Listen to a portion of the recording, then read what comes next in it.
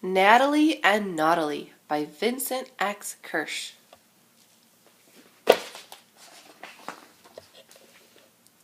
Natalie and Naughtily Knops lived in a house on top of the greatest department store in the world. Did you notice that it is a department store with their name on it? Well, did you?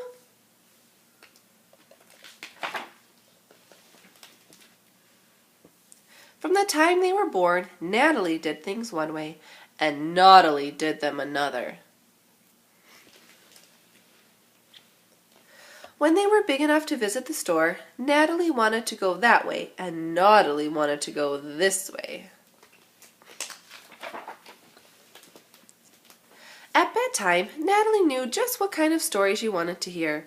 There must be at least one happy ending and 2 cash registers. But it was never what Naughtily wanted to hear.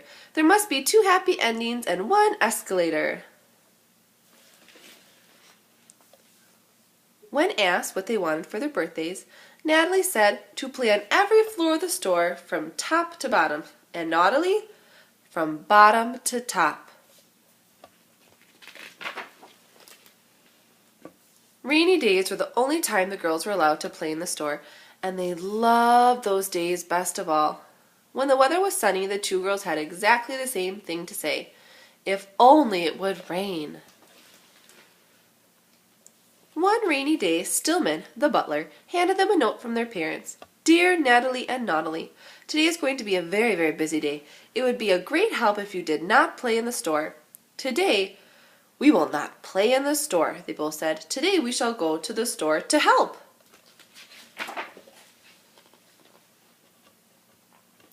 The first floor of Knopp's department store was busy indeed.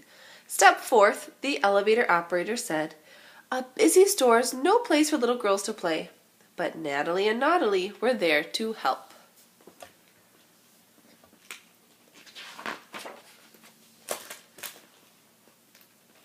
Natalie announced, Welcome to Knopp's, the greatest department store in the world. I'm here to help. A customer appeared. My name is Rudy Toolittle. I would like to see every floor in the store. No one knows every floor better than I, said Natalie, but I am very busy right now. So Natalie gave Rudy a list of her favorite things on every floor. At the same time, another customer tapped Naughtily on the elbow. Pardon me, madame, he said. I am Ridley Toolittle. Would you please show me the way to the top floor? That is my favorite thing to do, said Naughtily, but I am helping today. Naughtily handed her very own map to Ridley and sent him on his way. Mr. Iceberger, the store manager, told the 2 Knopp girls it would be a great help if you went back upstairs. Natalie and Naughtily hurried up, but only as far as the 2nd floor. On the 2nd floor, the customers were making a great fuss over the latest evening gowns by the world-famous designer, Dandy Leon. Natalie and Naughtily knew just how to help. Natalie helped 6 of the fussiest customers. Naughtily helped 6 even fussier ones. My beautiful dresses were not made for little girls to play with, said Dandy Leon furiously. So Natalie and Naughtily scurried up to the 3rd floor. On the 3rd floor, the new spring hats and perfume called Mischief No. 5 had just arrived. Natalie and Naughtily knew just how to help. Natalie picked out a spring hat for everyone. Naughtily wanted everyone to sample Mischief No. 5. This floor is no place for little girls to play, said a customer who had been drenched in Mischief No. 5. So Natalie and Naughtily sped up to the 4th floor. On the 4th floor, there was a big sale on winter coats that no one wanted to buy. Natalie and Naughtily knew just how to help. Natalie sold 2 coats for the price of 1. Naughtily sold 1 coat for the price of 2.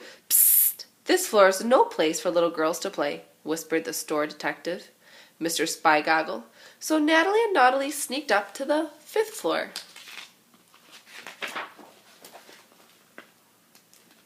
There were not enough salespeople on the 5th floor to show off the latest gizmos and gadgets sold exclusively at Knopp's. Natalie and Naughtily knew just how to help. Natalie showed off the new and improved automatic flying rainbow-making umbrella. Naughtily showed off the do-it-yourself 12-legged cat catcher gadget. This floor is no place for little girls to play, a pocket-sized, no-body robot remarked. So Natalie and Naughtily wandered off to the 6th floor. On the 6th floor, a very important customer was looking for something incredibly rare and very old. Natalie and Naughtily knew just how to help. Natalie found a unicorn that was incredibly rare. Naughtily discovered a dinosaur that was very old. The next floor would be a perfect place for little girls to play, said Mrs. Fineglass, an incredibly snooty and very old salesperson. When Natalie and Naughtily remembered what was on the 7th floor, they raced up as quickly as they could.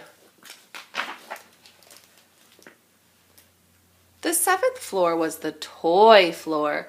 No one would mind if they were on this floor. Both girls wanted to help, but Natalie could not get away from the customers chasing after the last Daisy Dooswell doll. Naughtily could not control the mob fighting to be next for the Race to Mars ride. This floor is no place for little girls to help, Natalie and Naughtily admitted to a big purple squirrel as they escaped to the 8th floor. The store tailor, Ago Forbisi, had a crowd of customers waiting for alterations on the 8th floor. Natalie and Naughtily knew just how to help. Natalie measured her customers one at a time. Naughtily measured her customers all at once.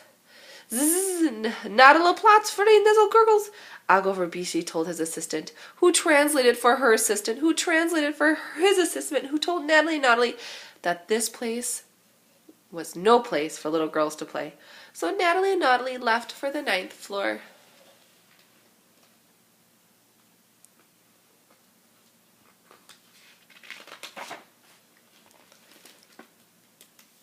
On the 9th floor, there were lines everywhere. One was full of customers. Natalie had helped. Another was full of customers. Naughtily had helped. Mr. Iceberger told the two Nap girls, "It would be a great help if you went all the way upstairs. A busy store is no place for little girls who have not been any help all day." Suddenly, two happy customers appeared. "I have seen every floor of the store," said Rudy Toolittle. "What a brilliant list!" "And I made it all the way to the top," said Ridley Toolittle. "What a marvelous map!" "Knops is the greatest department store in the world," Ridley and Rudy said at the same time. Natalie knew that Rudy Toolittle had not really seen every floor. Naughtily knew that Ridley Toolittle had not really reached the top. Natalie and Naughtily knew just how to help. Natalie and Naughtily Nap took the two little Toolittles all the way upstairs and gave them a private tour of their house on the top of the greatest department store in the world. "And did you notice," Natalie and Naughtily asked at the same time, "that it is a department store with our name on it?" "Well, did you?"